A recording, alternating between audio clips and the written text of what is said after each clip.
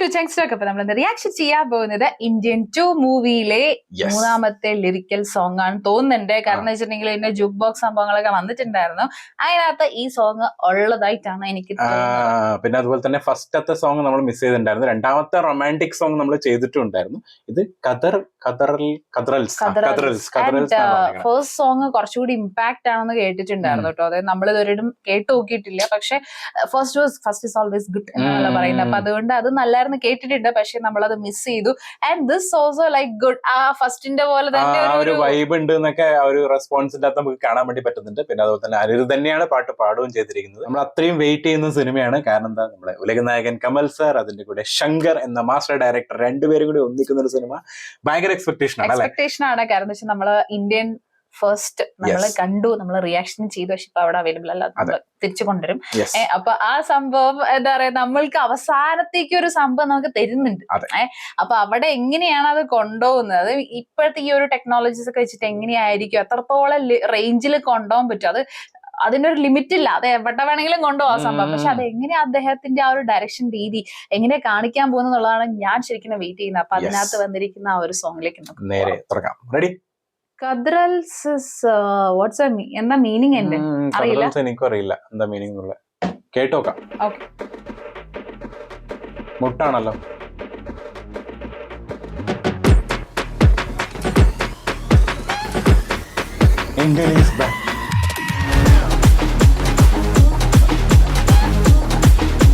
നല്ല മീറ്റാണല്ലോ അല്ലേ?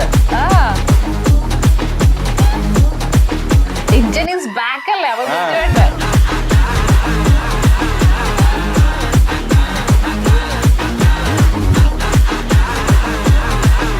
സിദ്ധാർത്ഥൊക്കെ ഉണ്ടെന്നോ സോങ്ങിന്റെ അകത്ത്?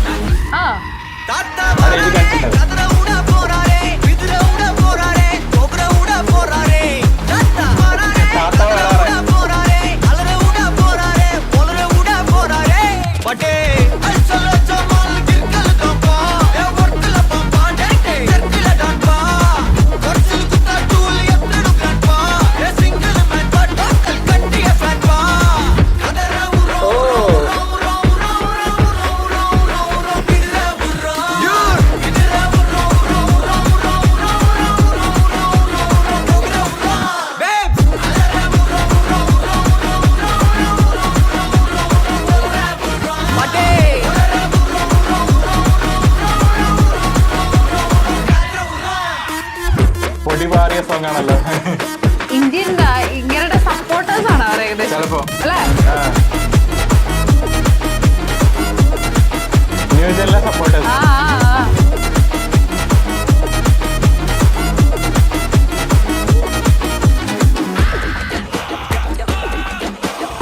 കാണുന്നുണ്ടല്ലോ ഇത്.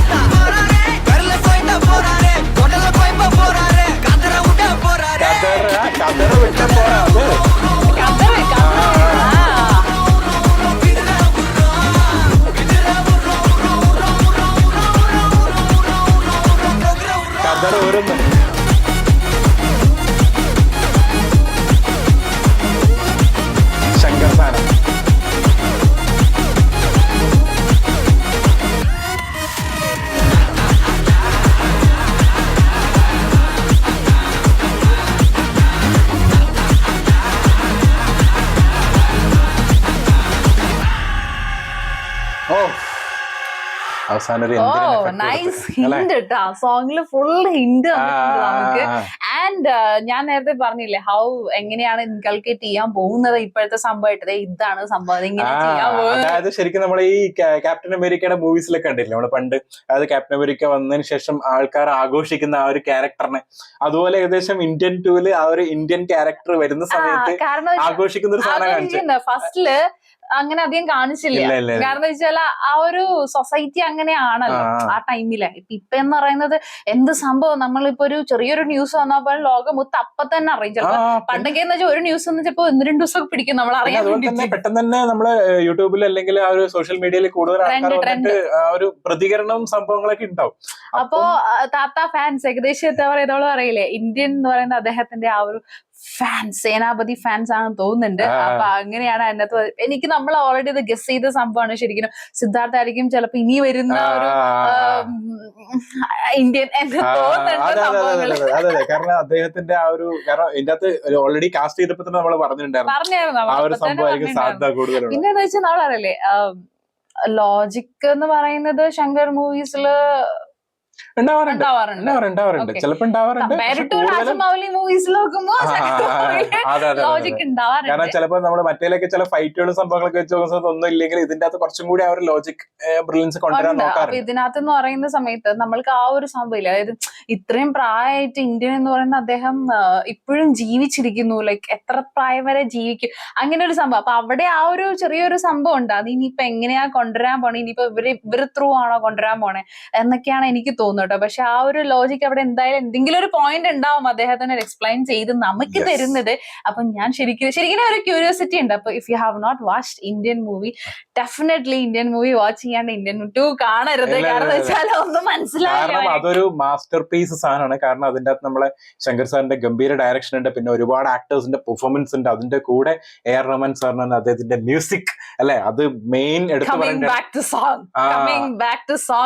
നമ്മളുടെ പറയാണെന്നുണ്ടെങ്കിൽ നമ്മളത് എപ്പോഴും സ്റ്റക്കായി പോകുന്ന ഒരു സാധനമാണ്. കാരണം വെച്ചാല് നമ്മള് വിഷ്വലിലോട്ടായിരിക്കും കൂടുതൽ, കാരണം നമ്മള് മ്യൂസിക് കേട്ട് കഴിഞ്ഞാലും അവര് നമ്മള് സിനിമയെ കുറിച്ച് കൂടുതൽ ഇങ്ങനെ പറയുന്നോണ്ടായിരിക്കണം അതൊക്കെ പോകുന്നുണ്ട്. നമ്മളിപ്പോ കൂടുതലും സിനിമയെ കുറിച്ചിട്ട് പറയുന്നോണ്ടായിരിക്കണം ആ ഒരു സംഭവം വരുന്നത്. ഒന്നാമത് നമ്മൾ ഈ സിനിമ കണ്ടതുകൊണ്ട് അതാണ്.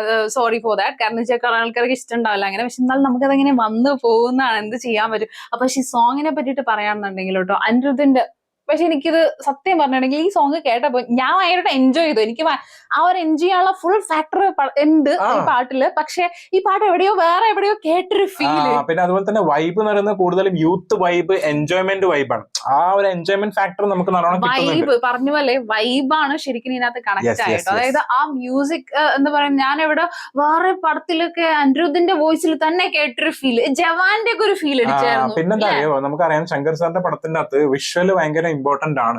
അപ്പൊ നമ്മളിപ്പോ എത്ര മ്യൂസിക്കിന് ഇമ്പോർട്ടൻസ് ഉണ്ടെന്ന് പറഞ്ഞാലും അതിലെ വിഷ്വൽസ് ഭയങ്കര റിച്ച് ആയിട്ട് നിൽക്കും. അപ്പൊ രണ്ടും കൂടി ആ ഒരു മിക്സ് വരുന്ന സമയത്താണ് അടിപൊളിയാണ്. ഇപ്പൊ ഇതിന്റെ അകത്ത് അനിരുദ്ധ് നന്നായിട്ട് ചെയ്തുകൊണ്ടാണ് നമ്മൾ ആ വൈബിൽ നിന്നത്, വൈബിൽ നിൽക്കുകയും ചെയ്ത് അതിന്റെ കൂടെ ആ വിഷ്വലും കൂടി നമ്മളെ വിഷ്വല് കാണിച്ചില്ലെങ്കിലും ലിറിക്കിന്റെ അകത്ത് തന്നെ ആ ഒരു കാണിച്ച ഭാഗങ്ങൾ തന്നെ ഭയങ്കര രസമുണ്ട്. ക്യൂരിയോസിറ്റി ആണ് പടം കാണാനായിട്ട്.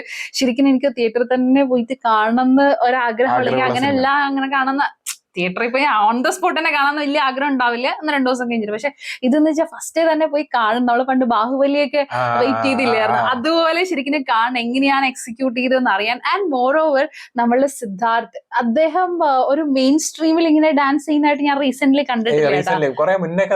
പണ്ട് കണ്ടിട്ടുണ്ട്, പക്ഷെ എന്നാലും ഇപ്പൊ റീസെന്റ് കണ്ടിട്ടില്ല. അദ്ദേഹം എടുക്കുന്ന സിനിമകളും റീസെന്റ് കുറച്ച് ഡിഫറെന്റ് ആണ്, കുറച്ചും കൂടി സ്റ്റോറി ഓറിയന്റഡ് ആയിട്ട് ആ ഒരു ക്യാരക്ടറൈസേഷൻ നല്ല. ഇപ്പൊ ലാസ്റ്റ് ഇറങ്ങിയ സിനിമയൊക്കെ നമ്മള് അങ്ങനെയാണ്, ചിത്തേന്റെ കാണാൻ പറ്റില്ല, പക്ഷെ അതിന്റെ അകത്ത് ആ ഒരു സംഭവമാണ് പറഞ്ഞേക്കണം. അപ്പൊ ഇതിനകത്ത് ശരിക്കും ഫ്രഷ് ഉണ്ട്, ആ ഒരു ഫ്രഷ് ഫീൽ ഉണ്ട്. സിദ്ധാർത്ഥ് വരുന്ന സമയത്ത് ശരിക്കും ശിവകാർത്തികേയനൊക്കെയാണ് ആ ഒരു വൈബൊക്കെ കിട്ടി സത്യം. അതാ എനിക്ക് ഡോൺ മൂവിയിലെ ആ ഒരു സോങ് ഫീൽ, അതാ ഞാൻ പറഞ്ഞത് ശിവകാർത്തികേയന്റെ. അതും അനിരുദ്ധ് തന്നെയാണ്.